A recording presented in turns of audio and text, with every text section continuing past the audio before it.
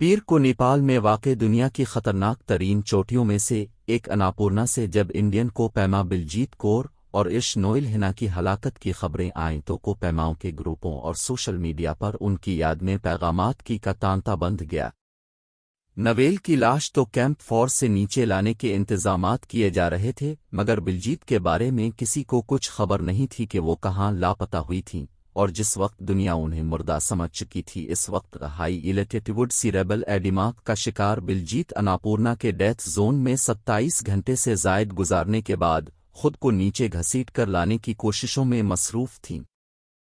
High altitude cerebral oedema वो हालत है जिसमें बुलंदी और ऑक्सीजन की कमी के बाइस बेशतर को पैमाओं का दिमाग काम करना छोड़ देता है, इनमें सोचने समझने की सलाहियत खत्म हो जाती है, वो हज़ियान में मुब्तला हो जाते हैं और तसव्वुराती दुनिया में पहुंच जाते हैं।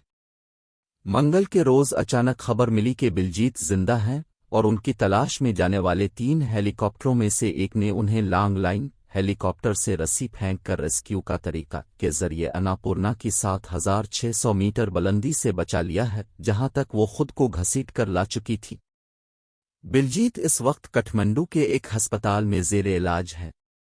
बीबीसी से फ़ोन पर बात करते हुए बिलजीत ने गुज़िश्ता इतवार के रोज़ दिन 2 बजे चोटी सर करने के लिए निकलने से लेकर 49 घंटे बाद रेस्क्यू किए जाने तक के वाक़यात बताए।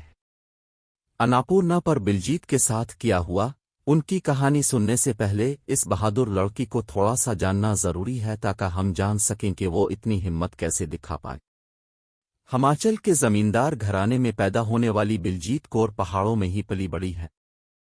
27 साल को पैमा 3 बहन भाइयों में सबसे बड़ी है। जब वो को पैमाई का अपना शौक पूरा नहीं कर रही होती तब वो माजूर बच्चों को डांस सिखाने के साथ साथ फिटनेस और योगा की ट्रेनिंग दी रही होती है। बिलजीत कहती हैं कि ज़मींदार घराने से हूं तो खेतों से ही जड़ी हूं, पहाड़ों से जड़ी हूं। हिमाचल में उनका घर ऐसी जगह पर है जहां से पहाड़ शुरू होते हैं और सर्दियों में उनके दिल में ख्वाहिश मचलती कि वो सबसे पीछे जो कश्मीर की सफ़ेद पहाड़ी है इसे देखना है।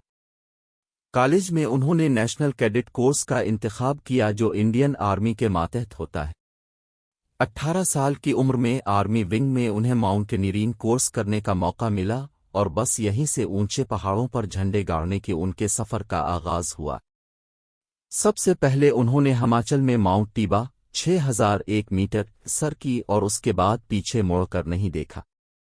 गुज़िश्ता बरस उन्होंने नेपाल में मौजूद 8000 बुलंदी की 5 चोटियां 30 दिनों में सर कर ली थीं और उसी वक्त उन्होंने अन्नपूर्णा को दूसरी मर्तबा मसनूई ऑक्सीजन के बगैर सिमट करने का फैसला किया।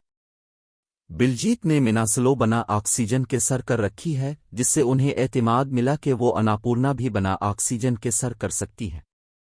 मगर अन्नपूर्णा में ऊंचाई बहुत ज्यादा है जिसके लिए उन्हें अच्छी टीम चाहिए थी, मगर उनके मुताबिक यहाँ वो को पैमाई को कमर्शलाइज करने वाली नेपाली कंपनियों की बेहिस्सी का शिकार बन गईं।